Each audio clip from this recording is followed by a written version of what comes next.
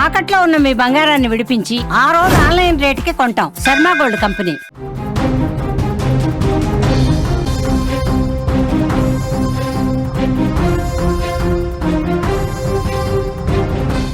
ఇంకా వరదల్లోనే పంజాబ్ చిక్కుకునుంది. భారీ వర్షాలకు పంజాబ్ అతలాకుతలమవుతోంది.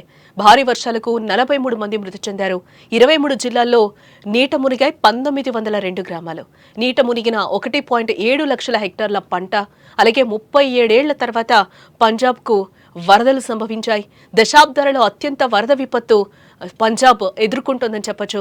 దేశంలో గత కొన్ని రోజులుగా కురుస్తున్న భారీ వర్షాలతో పలు రాష్ట్రాలు అతలాకుతలమవుతున్నాయి.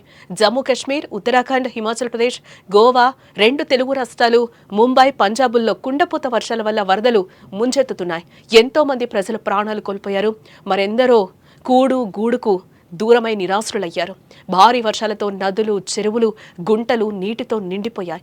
లక్షలాది ఎకరాలు నీటిలో మునిగిపోయాయి. పలు గ్రామాలు నీట మునిగాయి. దీంతో ప్రభుత్వం ప్రజలను సురక్షిత ప్రాంతాలకు తరలిస్తున్న పరిస్థితులు అక్కడ నెలకొని ఉన్నాయి. ఇక పంజాబ్ రాష్ట్రం దశాబ్దాలతో అత్యంత వరద విపత్తును ఎదుర్కొంటోందని చెప్పుకోవచ్చు. ఊహించని ప్రకృతి విపత్తు ఎంతో మందిని బలిగొంది. ఇప్పటి వరకు కురిసిన భారీ వర్షాలకు 43 మంది మరణించారు. 1.71 లక్షల హెక్టార్లలో విస్తరించి ఉన్న పంటలు పూర్తిగా నీటిలో మునిగిపోయాయి. 23 జిల్లాల్లోని 1902 గ్రామాలు పూర్తిగా నీట మునిగాయి. ఇప్పటి వరకు ఈ భారీ వరదలకు 3,84,205 మంది ప్రజలు ప్రభావితం కాగా మరో 20.972 మందిని సురక్షిత ప్రాంతాలకు తరలించారు. ఇక నిన్నటి నుంచి కురుస్తున్న వర్షాలకు మరో 6 మరణించినట్లుగా సమాచారం. దీంతో ఇప్పటి వరకు అధిక వర్షాలు, వరదల వల్ల మొత్తం 43 మంది మరణించినట్లుగా తెలుస్తోంది. ఇటు మరోవైపు ఉత్తరాఖండ్, ఉత్తరకాశీ, హిమాచల్ ప్రదేశ్లో భారీ వర్షాలకు కొండ చర్యలు విరిగిపడి పలువురు మరణించారు. అనేక మంది గాయపడ్డారు. వర్షాలతో క్లౌడ్ బరస్ట్లతో కూడా అనేక మంది గల్లంతైనట్లుగా తెలుస్తోంది. పలు గ్రామాల్లోని ప్రజలు మృత్యువాత పడ్డారు. పంజాబ్ రాష్ట్రం ఎన్నడూ లేనంతగా అధిక వర్షాలతో వరద నీటితో మునిగిపోయింది. దీంతో ఆ రాష్ట్రం ప్రజల జీవనం పూర్తిగా అస్తవ్యస్తంగా మారిపోయింది. ప్రజలు నిత్యావసర వస్తువుల కోసం కూడా ఇబ్బందులు పడుతున్న సిచ్యువేషన్స్ అక్కడ నెలకొన్నాయి.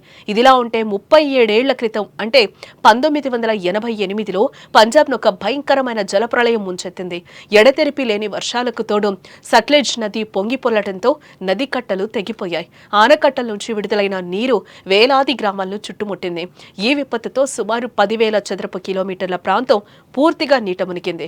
దాదాపు 1,200 మందికి పైగా అమాయక ప్రజలు తమ ప్రాణాలు కోల్పోయారు. ఈ వరదలు లక్షలాది ఇళ్లను, వేలాది గ్రామాలను చిన్నాభిన్నం చేశాయి. లక్షల హెక్టార్ల పంట భూములు పూర్తిగా ధ్వంసమయ్యాయి. ఆనాటి వరదలు పంజాబ్ చరిత్రలోనే ఒక విషాదకరమైన అధ్యాయంగా మిగిలిపోయాయి. ఈ ఘోర విపత్తు నుంచి కోలుకోవడానికి ఆ రాష్ట్రానికి చాలా సమయం పట్టిందని కూడా చెప్పుకోవచ్చు. ఇప్పుడు మళ్ళీ అలాంటి వరదలే సంభవించాయని అక్కడి ప్రజలు కూడా ఆవేదన వ్యక్తం చేస్తున్నారు. దేశంలో గత కొన్ని రోజులుగా కురుస్తున్న భారీ వర్షాలతో పలు రాష్ట్రాలు అతలాకుతలమవుతున్నాయి.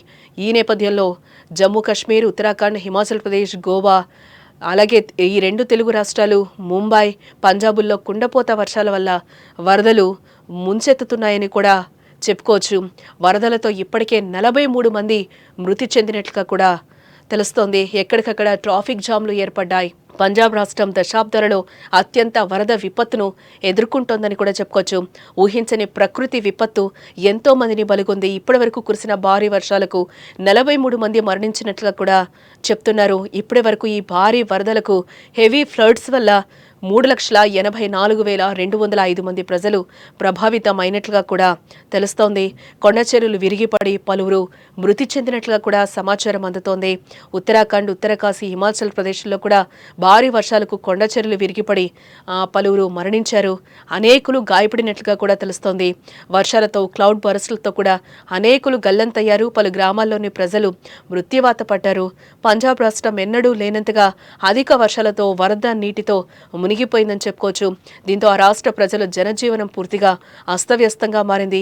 ప్రజలు నిత్యావసర వస్తువుల కోసం ఇబ్బందులు పడుతున్నట్లుగా కూడా తెలుస్తోంది.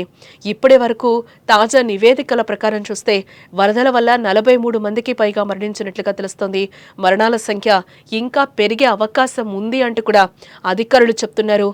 ఎక్కువగా గురుదాస్పూర్, అమృత్సర్, ఫిరోజ్పూర్, పఠాన్కోట్, ఫాజిల్కా, కపూర్తలా, హోషియార్పూర్, తరుణ్ వంటి 12 జిల్లాలు జిల్లాల్లో వరద తీవ్రత ఎక్కువగా ఉన్నట్లుగా కూడా తెలుస్తోంది.